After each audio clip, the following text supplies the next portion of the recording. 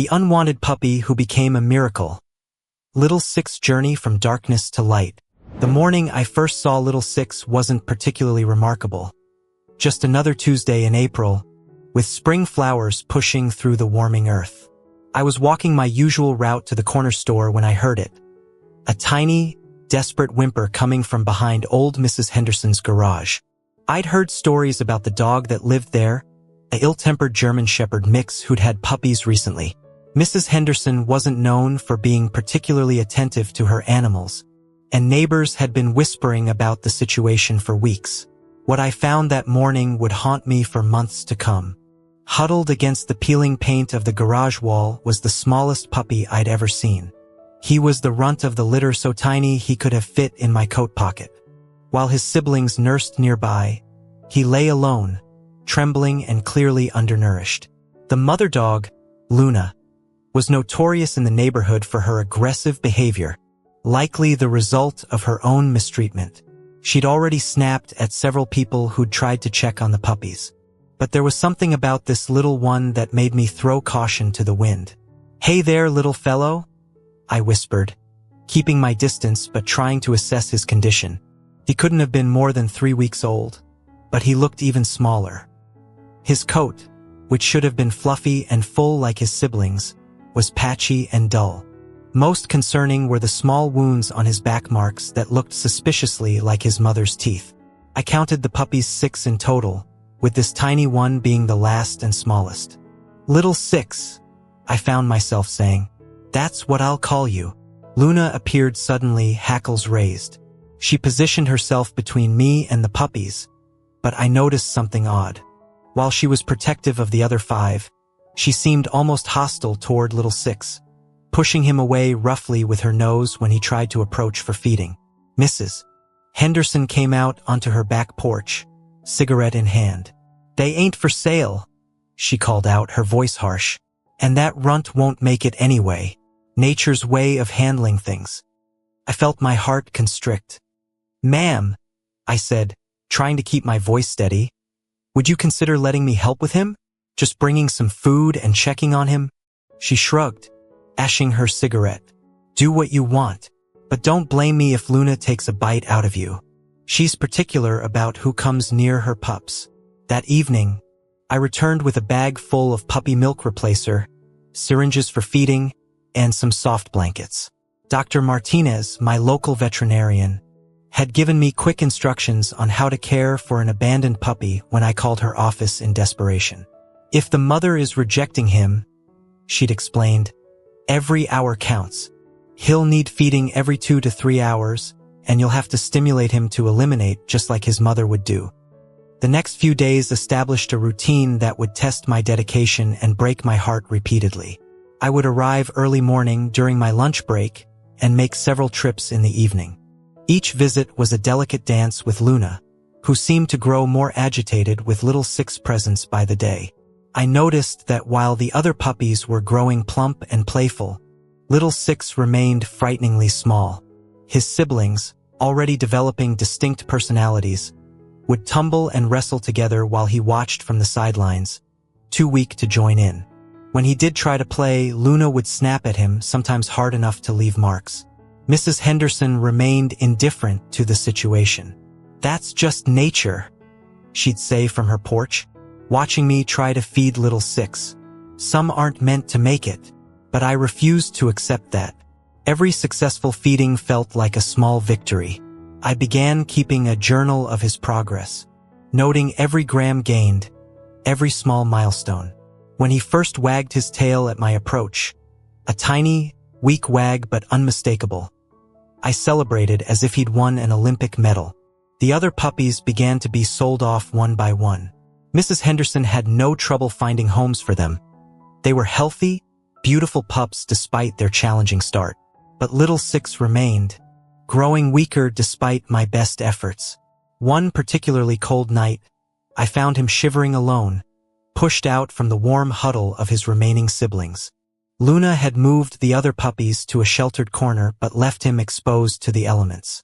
That was the moment I knew I had to do more than just visit. "Mrs. Henderson," I called out, my voice shaking with both cold and emotion. "Please let me take him. He won't survive out here much longer." She studied me for a long moment, taking a deep drag from her cigarette. $100. She finally said, "And don't come asking for papers or nothing. Just take him and whatever happens, happens." I hadn't planned on becoming a dog owner that night. My small apartment wasn't prepared for a puppy, let alone one that needed intensive care. But sometimes the heart makes decisions before the head can catch up. With trembling hands, I handed Mrs. Henderson 5 $20 bills and gently scooped up little Six. He weighed almost nothing, like picking up a handful of feathers. Luna watched from a distance, showing no reaction as I took her unwanted pup away. The drive to the emergency veterinary clinic was tense. Little Six lay quietly in a makeshift nest I'd created from an old sweater on my passenger seat. Too quietly. Every few minutes, I'd reach over to make sure he was still breathing. Dr. Sarah Powell, the emergency vet, took one look at him and rushed him into examination. The list of issues she found was overwhelming. Severe malnutrition, dehydration, infected wounds from his mother's bites, fleas, and what appeared to be the beginning of pneumonia. "He's about 4 weeks old," she explained, carefully administering fluids under his skin. "But developmentally, he's closer to 2 weeks.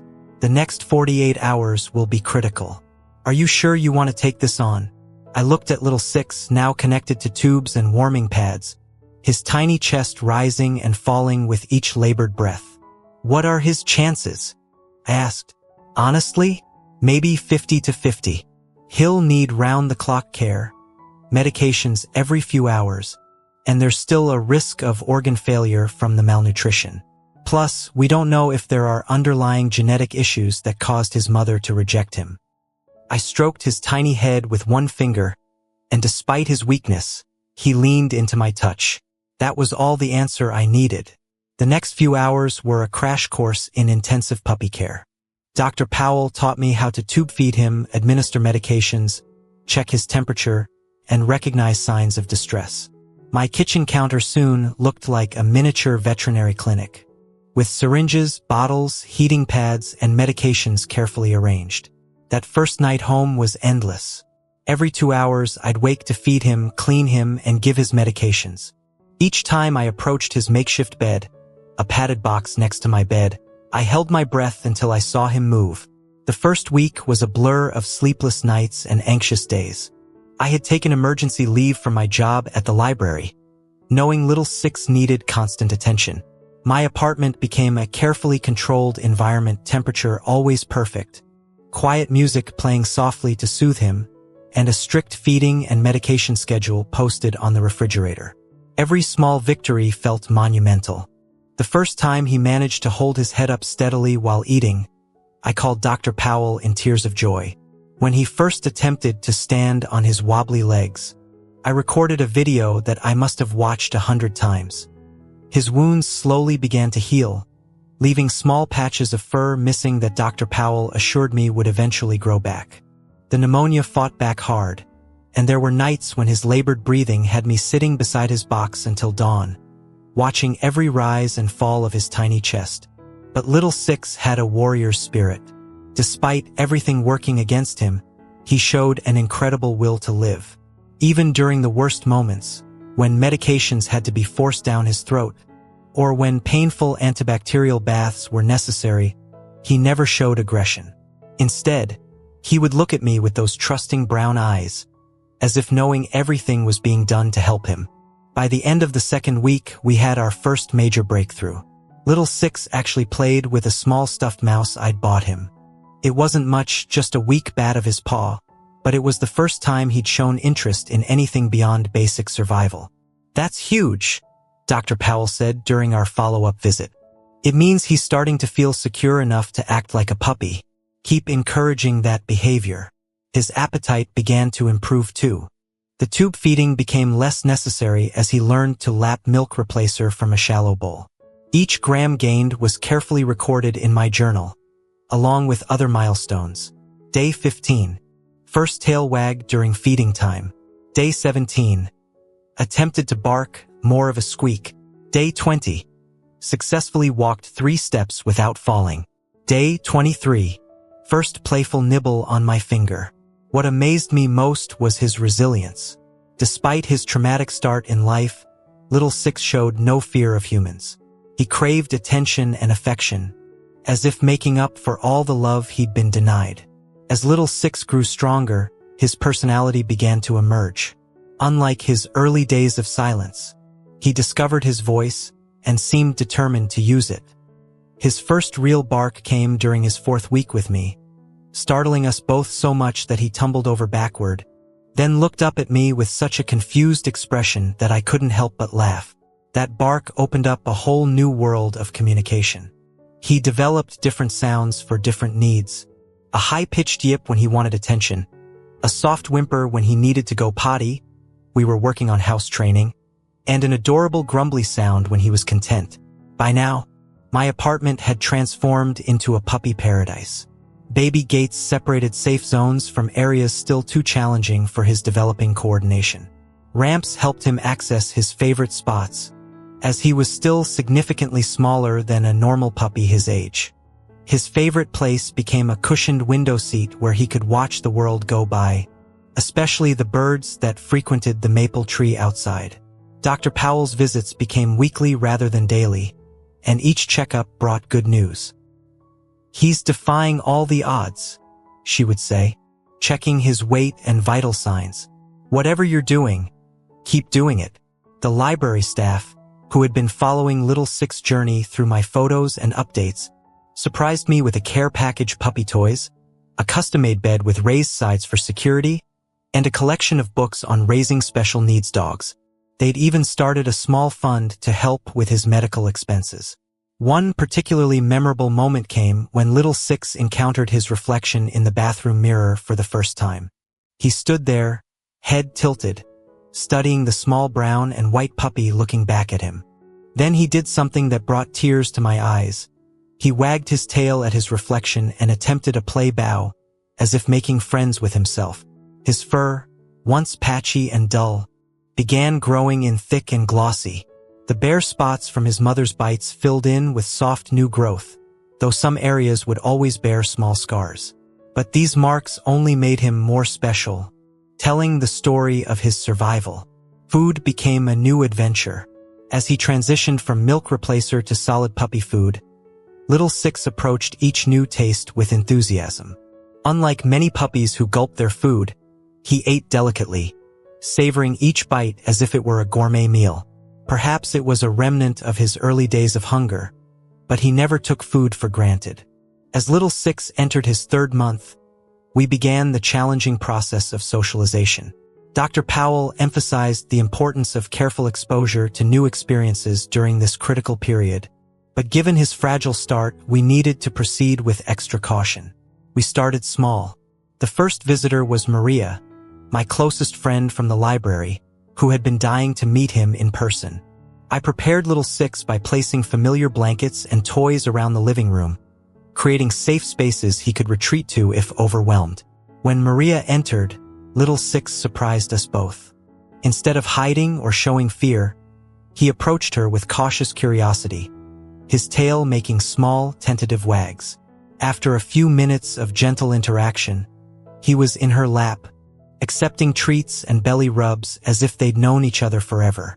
"He's nothing like what I expected," Maria said, wiping tears from her eyes. "After everything he's been through, you'd think he'd be scared of strangers." But that was Little Six's gift. His capacity for trust seemed boundless. Despite his traumatic beginnings, he approached each new person and experience with an open heart. It was as if he'd decided that his past wouldn't define his future. Our next challenge was introducing him to other dogs. Given his history with his mother and siblings, I was particularly nervous about this step. Dr. Powell recommended starting with older, calm dogs who could help teach him proper social skills. Enter Bella, a gentle senior golden retriever who belonged to Dr. Powell. Their first meeting took place in my apartment's small courtyard. Little Six, still significantly smaller than he should have been at his age, approached Bella with a mixture of excitement and apprehension. Bella proved to be the perfect teacher. She lay down at his level, allowing him to investigate at his own pace. When he finally gathered the courage to give her a playful paw tap, she responded with such gentle enthusiasm that little Six's entire body wiggled with joy. That interaction marked another turning point. Over the next few weeks, little Six's confidence grew exponentially. We established regular play dates with Bella and a few other carefully selected dogs. Each interaction taught him something new about canine communication and proper play behavior. The most heartwarming moments were when he began mimicking Bella's actions. The way she would politely sit for treats, how she would bring toys back during fetch games, even her habit of giving gentle kisses instead of rough puppy nips. She became the mother figure he never had, and their bond grew deeper with each visit. As autumn approached, little Six's world grew larger, both literally and figuratively. Though still small for his age, about half the size he should have been, his spirit seemed to grow bigger each day. Our daily routine expanded to include longer walks, more complex training sessions, and new adventures. The transformation in his physical abilities was remarkable. The puppy who once couldn't stand without wobbling was now capable of short bursts of running, though his gait remained uniquely his own, a sort of bouncing hop that made children smile when they saw him in the park. His coordination improved daily, thanks to the physical therapy exercises Dr. Powell had designed specifically for him. One crisp September morning, we had a breakthrough that brought me to tears. We were at the local dog park during a quiet hour, in the special section reserved for smaller dogs. Little Six had been watching a yellow tennis ball roll past him repeatedly, showing interest but hesitation. Then suddenly he pounced, and caught the ball in his mouth. His entire body froze for a moment, as if he couldn't believe what he'd just accomplished. Then he paraded around the park with his prize, tail held high, making his happy grumbly noise. Our visits to the veterinary clinic became monthly checkups rather than emergency interventions. The staff, who had known him since that first desperate night, celebrated each milestone with us. They kept a growth chart on their wall, marking his progress with colored stars. Though he would never reach the size of a normal dog of his breed, his health improvements were remarkable. You know, Dr. Powell said during one visit, he's becoming quite the celebrity around here. We've had several families specifically ask about adopting special needs puppies after hearing his story. Indeed, little Six had developed quite a following in our community. The local pet store owners knew him by name and always had a special treat ready. Children would point him out on our walks, calling him the miracle puppy. Some even brought their parents to our regular spot in the park to meet him. One particularly meaningful connection was with Tommy, a 7-year-old boy who used a wheelchair. His mother told me that seeing little Six's determination to overcome his physical challenges had inspired Tommy to approach his own therapy with renewed enthusiasm. If little Six can learn to run, Tommy had declared, I can learn to do my exercises too. As little Six's first birthday approached, something unexpected began to take shape. What started as casual conversations with other dog owners in the park evolved into informal support group meetings for people caring for special needs pets. Our apartment's community room became a weekly gathering spot where people shared stories, advice, and encouragement. Little Six seemed to understand his role in these meetings instinctively. He would greet each participant, paying special attention to those who seemed particularly emotional or stressed. His gentle presence had a calming effect that no amount of words could match. The library where I worked took notice of our growing community impact. They proposed starting a Reading with Little Six program, where children who struggled with reading could practice by reading to him. His patient, non-judgmental presence made him the perfect listening companion. I'll never forget the first session. A little girl named Sarah, who had severe reading anxiety, sat cross-legged on a cushion with little Six curled up beside her. She stumbled over words, speaking barely above a whisper, but little Six remained perfectly still, his eyes fixed on her face, tail gently wagging whenever she looked at him for reassurance. By the end of the session, Sarah was reading with more confidence, occasionally pausing to show little Six the pictures in the book. He really listens, she told her mother afterward. And he doesn't laugh when I make mistakes. The program grew rapidly. Soon we had a waiting list of children eager to read to the little dog who had overcome his own challenges. Parents reported improvements not just in reading skills, but in their children's confidence and willingness to try difficult things. Dr. Powell began incorporating Little Six's story into her talks at local schools about veterinary medicine and animal care. She used his journey to illustrate the importance of compassion and the impact one person's decision to help can have. Little Six wasn't just saved, she would tell the students. He was given a purpose, and in fulfilling that purpose, he's helping others find their strength too. Our weekly support group expanded to include partnerships with local animal shelters. Families considering adopting special needs pets could meet with those who had experience in providing specialized care. Little Six served as a living example of what was possible with patience, love, and dedication.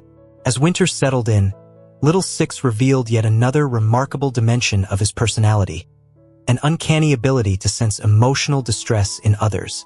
This became evident one stormy evening when Maria came to visit, clearly upset after receiving difficult family news.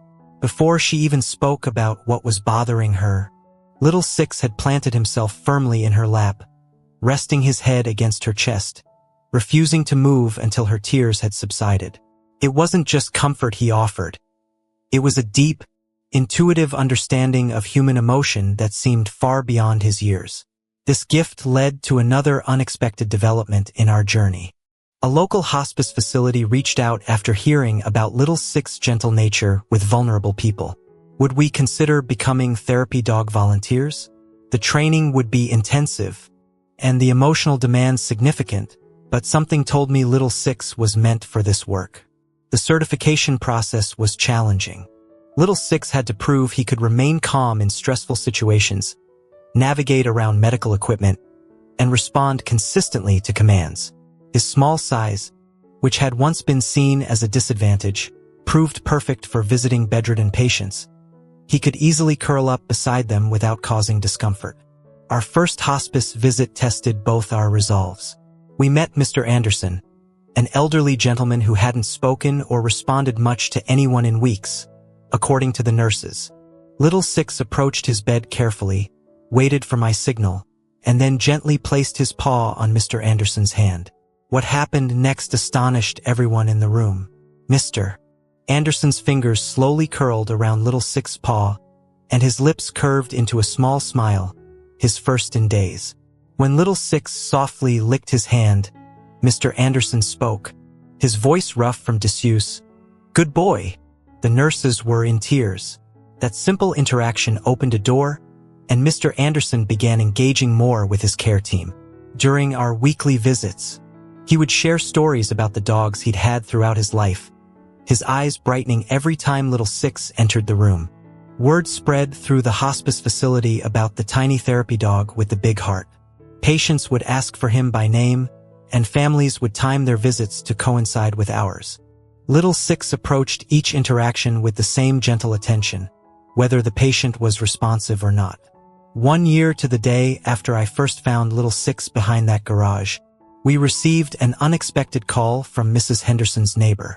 The elderly woman had been hospitalized, and her remaining dogs needed immediate help.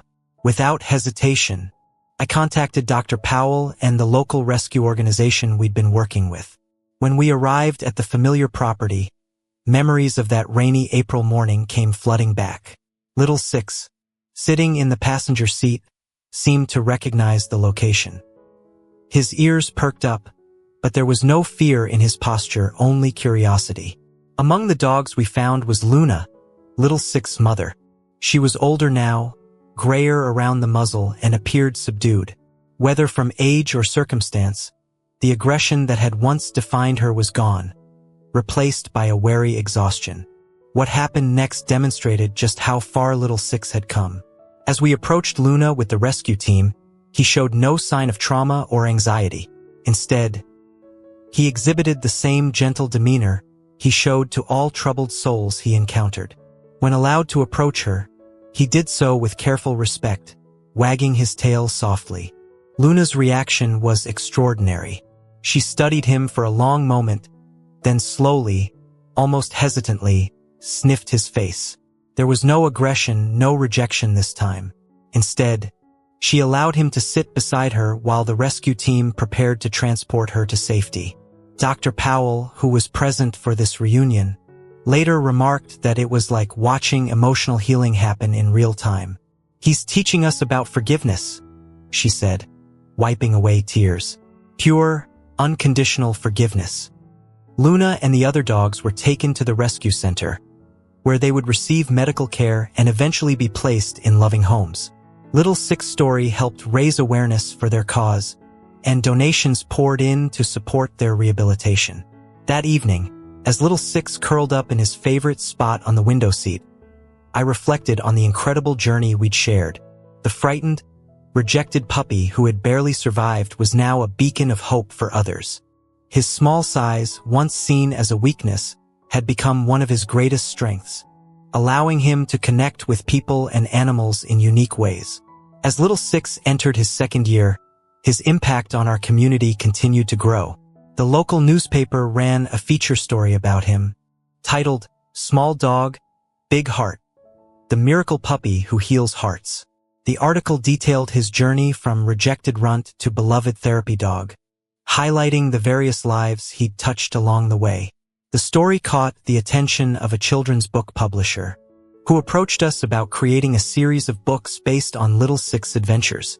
The first book, Little Six Finds His Way, aimed to teach children about resilience, compassion, and the power of unconditional love. The illustrations captured his unique bouncing gait and expressive eyes perfectly. During one of our regular therapy visits at the hospice facility, a young girl named Emily, visiting her grandmother, asked me a question that touched my heart. "Why did you name him Little Six?" I explained about him being the sixth and smallest puppy in his litter, expecting her to simply nod and move on. Instead, she thought for a moment and said, "Maybe he was sixth because he needed to wait for you to find him. Sometimes the best things come last." Her words stayed with me, especially as we continued our work. Little Six had indeed become one of the best things in many people's lives. The reading program at the library now had branches in 3 other locations, each with their own therapy dogs inspired by Little Six's success. Children who had started in the program reading at a kindergarten level were now confidently tackling chapter books. Even more heartwarming was the news about Luna. After several months of rehabilitation, she had been adopted by a retired couple who specialized in helping traumatized dogs recover. They sent regular updates about her progress, including photos of her playing with their other dogs, something she had never done before. The aggressive, fearful dog was slowly learning to trust and love. Dr. Powell used Little Six's case in her veterinary seminars, teaching new veterinarians about the importance of giving every animal a chance, no matter how dire their initial condition might seem. "Medical science can only take us so far," she would say. "Sometimes it's the heart's determination that makes the real difference." 2 years after that fateful rainy morning, I sat in our apartment's window seat with Little Six curled up in my lap, watching snowflakes dance outside. He had remained small, never growing larger than a beagle, but his presence in our lives had become immeasurable. The reading program logbook sat open beside us, filled with entries from children whose lives he'd touched. There were drawings, thank you notes, and progress reports showing remarkable improvements in both reading skills and self-confidence. Sarah, our very first reading buddy, had just won her school's storytelling competition. Our therapy work had expanded beyond the hospice facility. We now visited children's hospitals, rehabilitation centers, and veterans' homes. Little Six seemed to know intuitively what each person needed, whether it was quiet companionship, playful interaction, or just a paw to hold. That morning, we'd received a special letter from Mr. Anderson's family. He had passed peacefully the previous week, and they wanted us to know that his last smile had been while looking at a photo of himself with Little Six. The nurses had kept it by his bedside throughout his final days. As I stroked Little Six's soft fur, I reflected on all the lessons he'd taught us. How size doesn't determine strength. How past trauma doesn't have to define future possibilities. How forgiveness can heal not just the forgiven, but the forgiver. And most importantly, how love, when given freely and unconditionally, has the power to transform lives. The children's books about Little Six now included 5 titles, each focusing on different aspects of his journey and the lessons he'd learned along the way. Schools used them in their character education programs, teaching children about empathy, perseverance, and the importance of looking beyond surface differences. Little Six dozed peacefully, his small body rising and falling with each breath. Outside, the snow continued to fall, transforming the world into something pure and new, just as he had transformed so many lives with his gentle spirit and loving heart. They say the best gifts often come in small packages. Looking at this tiny dog who had touched so many lives, who had turned rejection into purpose and fear into love, I knew this to be profoundly true. Little Six might have started life as the runt of the litter, but he had grown into something extraordinary, a testament to the healing power of unconditional love and the remarkable strength of the smallest among us.